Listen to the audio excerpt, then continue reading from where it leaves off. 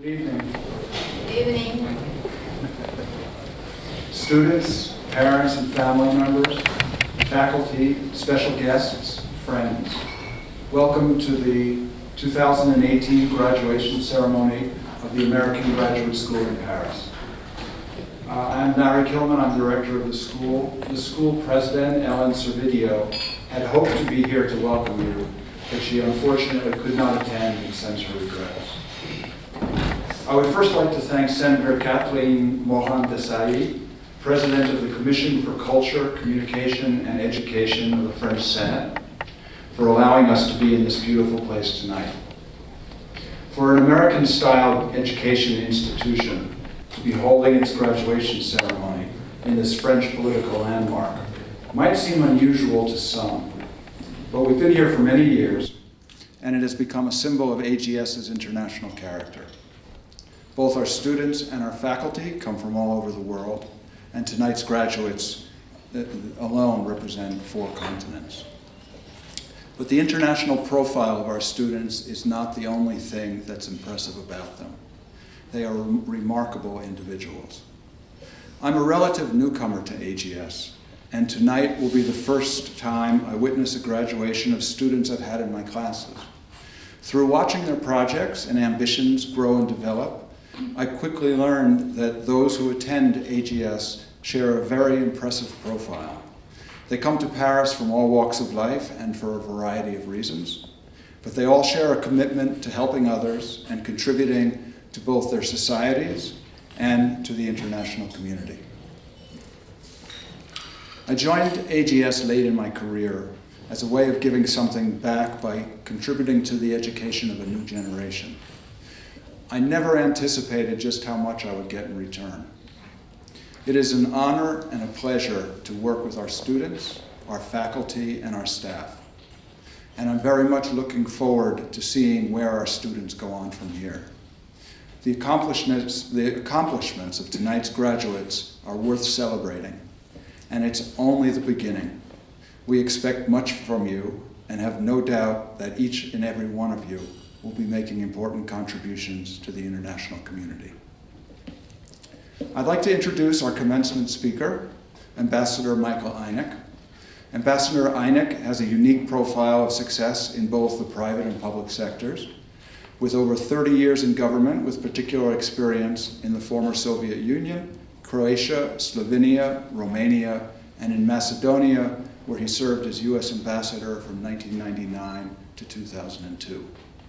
As a senior level diplomat, ambassador, and international civil servant, Ambassador Einik has been an eyewitness and participant in some of the most dramatic political events in Eastern Europe and the former Soviet Union in recent decades. Experience he, by the way, brings to the faculty of AGS. Please welcome Professor Einik.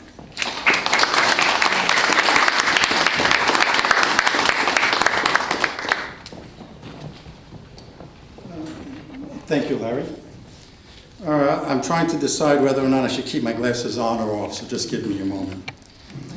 I've also promised some of our distinguished guests not to do any Donald Trump jokes, so I've only got about 2 minutes left, so I'll go through this very quickly. It is, however, with great pleasure that I stand here today to present the 2018 AGS Commencement Address. This is an amazing group of people here that are graduating today. As a professor here, I know that firsthand how rigorous and exacting is the program that they all have successfully completed, and I congratulate each and every one of them. I've given quite a bit of thought to what I say today, and many of you who have taken my classes have often heard me urge you to find your own voice. I seem to say that a lot.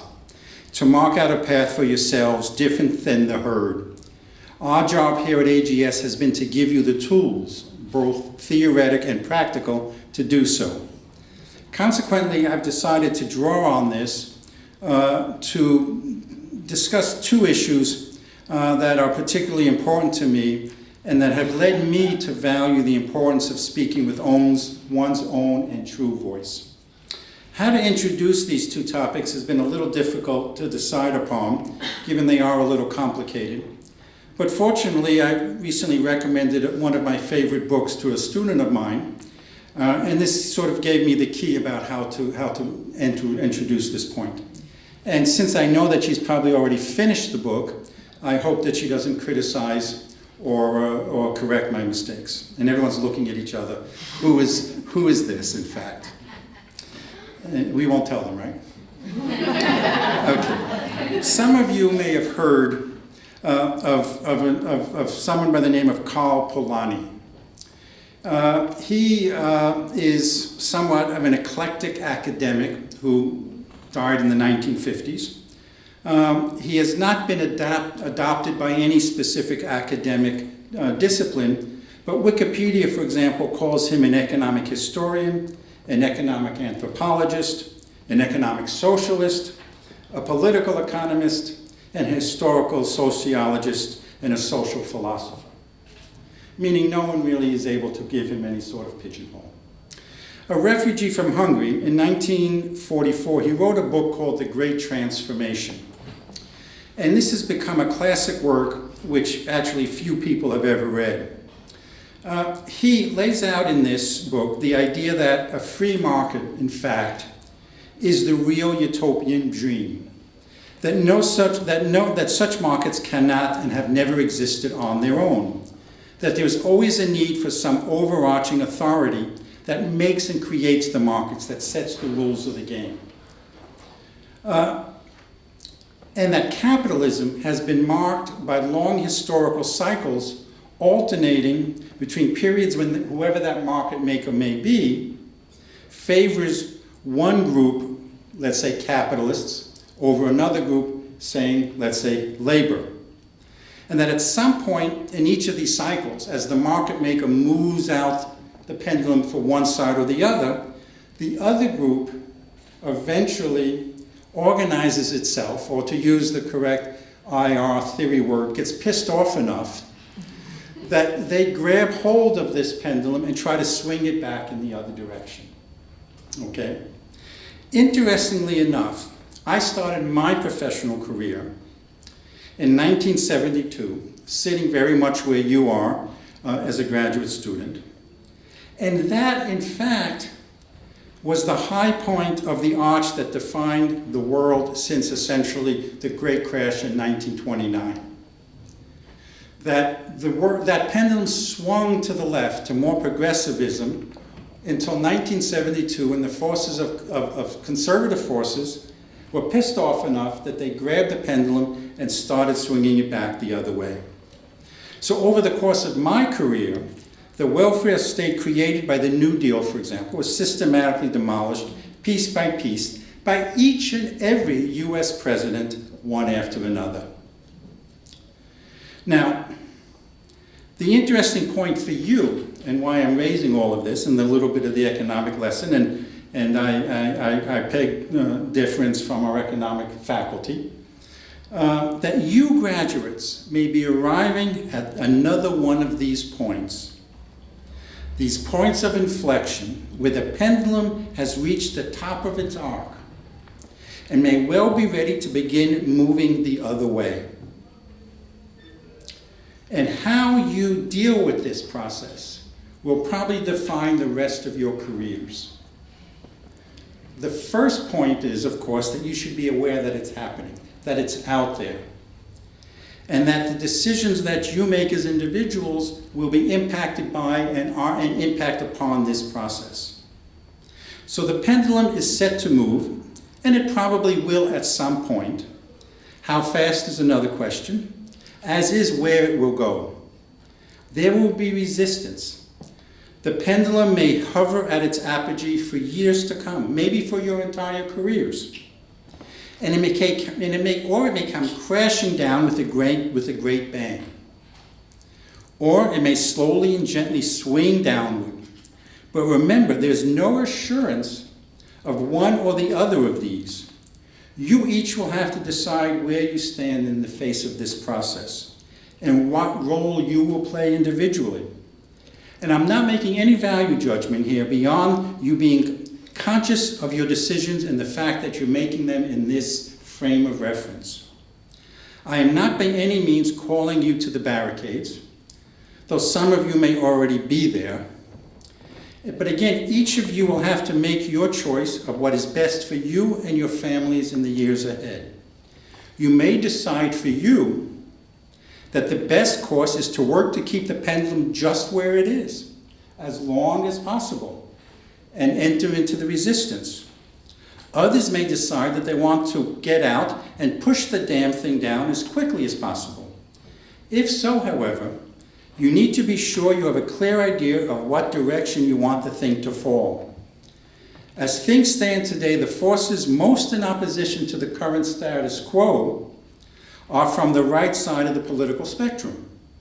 There is nothing to say that they will not be successful and create a world very much different from that we have today, or the one that some of you would like to see tomorrow.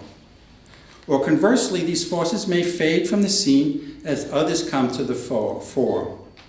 Maybe the current power structures will finally read Polanyi and understand the need to reduce the pressure by allowing the pendulum to swing ever so gently downward towards more of an equilibrium. All I'm urging again is for you as individuals to be conscious players in the game, making life choices for yourselves with your eyes open. From what I know of each of you, you all have the ability to make a difference. So don't just go with the flow, but get out and push it in whatever direction you see fit. The second point, and it's not unrelated to the first, and I would like to introduce it by summarizing a passage from a recent article by Henry Kissinger. And why I mention Henry Kissinger to a certain extent is that Henry Kissinger celebrated his 95th birthday last week on the 27th of May. And he is still writing and he's still active. So there's still hope for me, I guess. Anyway, this is a piece that may surprise you. It was published in the latest issue of The Atlantic, in of all places, the technology section. As he closes in on his 100th year, this is what the professor is thinking about. Heretofore, the technological advance that most altered the course of modern history was the invention of the printing press in the 15th century, which allowed the search for empirical knowledge to supplant the liturgical doctrine, and the age of reason to gradually supersede the age of religion, which originated the thoughts and actions that shaped the contemporary order we have today. That order is now in upheaval amid a new, even more sweeping technological revolution, whose consequences we have failed to fully reckon with. I can't believe Henry Kissinger actually used the word reckon with. So whoever wrote this probably did, but I don't think he ever said reckon with. And I know that for a fact, he never said reckon with. The internet's purpose is to ratify knowledge through the accumulation and manipulation of ever-expanding data. Human cognition loses its personal character. Users of the internet emphasizes retrieving and manipulating information over contextualizing or conceptualizing the meaning of the data. Truth becomes relative. Information threatens to overwhelm wisdom. Inundated via social media with the opinions of multitudes, users are diverted from introspection. All of these pressures weaken the fortitude required to develop and sustain convictions that can be implemented only by traveling a lonely road, which is the essence of creativity. I would be the last person to try to add to what the Secretary has written, and I came into the State Department when he was in the National Security Council, and then he came over to be our Secretary of State, and he was a bitch to work for. But he was somebody to have worked for. And there's a difference there, and you will find people like that. I would be the last person to try to add to what the Secretary has written. But let me just urge you to once in a while put down the phones, get off the internet and think. Embrace the quiet. Reflect and ponder, not just search. If you can find one, go to a bookstore and read a real book. If you, better yet, open up an untouched new book and smell it. That's what you're smelling is the ink. Feel the paper. That's 500 years of knowledge. Think of Adam Smith writing 1,000 pages of the Wealth of Nations in longhand without electricity and without a search engine. When faced with a decision, don't have your first impulse be to Google the question, but take a moment and think about it. Savor the question. Roll it around in your head. Turn it inside out and create something of your own. This is what I have meant when I've urged you all to find your own voice. And as a side, let me just say, I urge you all to find that thing, that endeavor, that gives you peace in your mind and warmth in your heart. And it shouldn't be a work thing. It should be something else that you become known for, that you do, and you do it well. And it gives you that opportunity to let your brain sort of run without being in gear for a while. And it's that thing, and if you have that thing, that's the thing that'll make the difference between, in my mind, you being a success and not. So in closing, I have one last thing I have to say. And that's a friend of mine the other day sent me a message that Professor Richard Pipes passed away earlier again in May at the age of 94. And I had not thought about him for years, and I just wanted, I guess what you call today, I wanted to give him a shout out. But his name may be familiar to some of you, but he was one of the preeminent post-World War Russia and Soviet scholars. He authored some 24 books and had a profound impact on my generation of Soviet specialists. And as I looked at this over again, I realized that all three of the men that I mentioned were immigrants to the United States who came there escaping oppression and looking for a safe haven. And I just leave it at that. Well, except for Polanyi, because his wife really was a communist, and she never was able to get a US visa.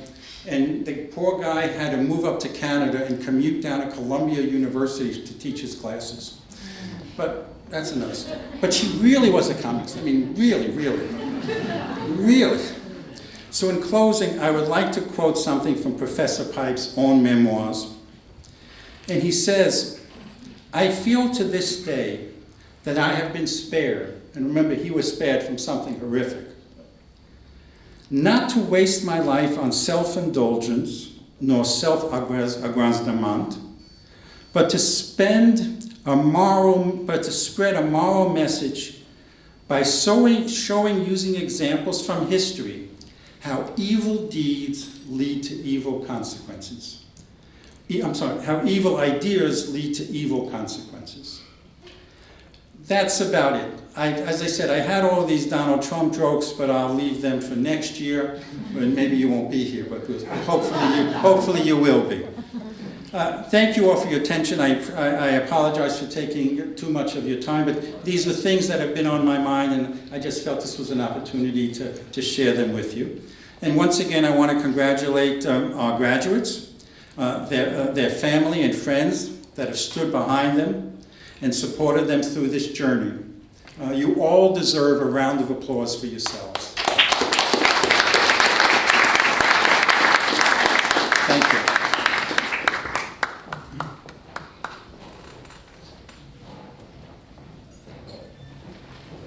So I'm Professor Douglas Yates and Professor Rushi Anand, and we will be giving the diplomas to the graduates.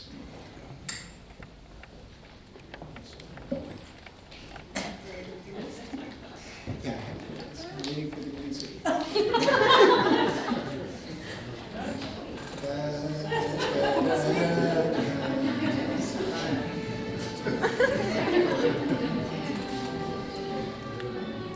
Please come forward when your name is called. Samantha Alfonso, Philippines.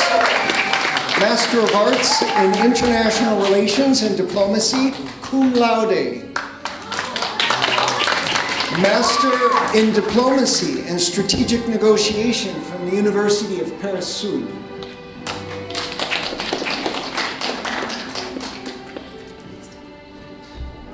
Dominique Austin, USA.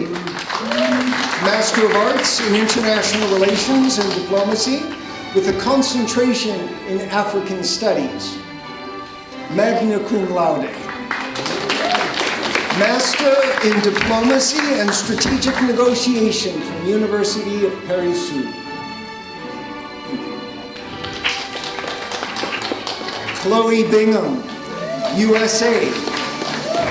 Master of Arts in International Relations and Diplomacy, summa cum laude.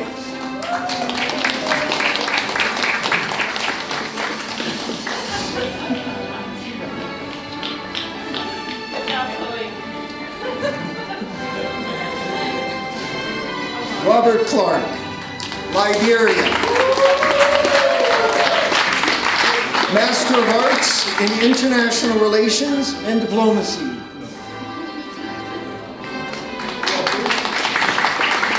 Huy Dong Pham, Vietnam. Master of Arts in International Relations and Diplomacy.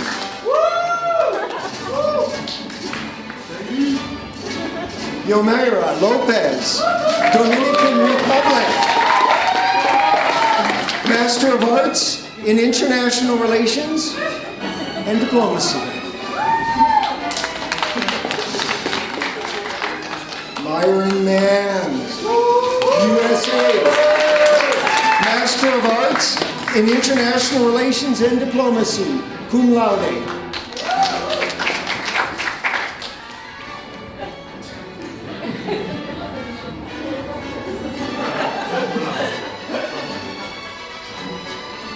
Sunitha Musa, Ghana. Master of Arts in International Relations and Diplomacy.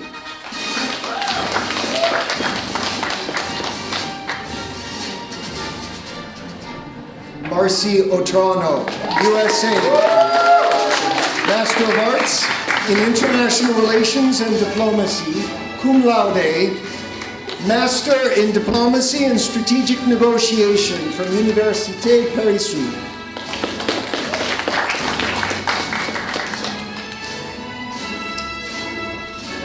Angelique Ndamage, USA. Master of Arts in International Relations and Diplomacy.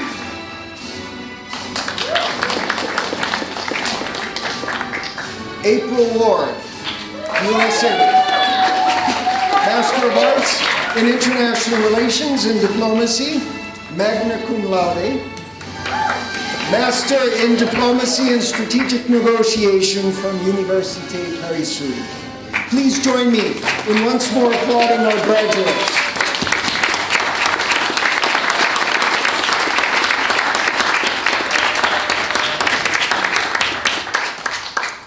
And may the dinner begin.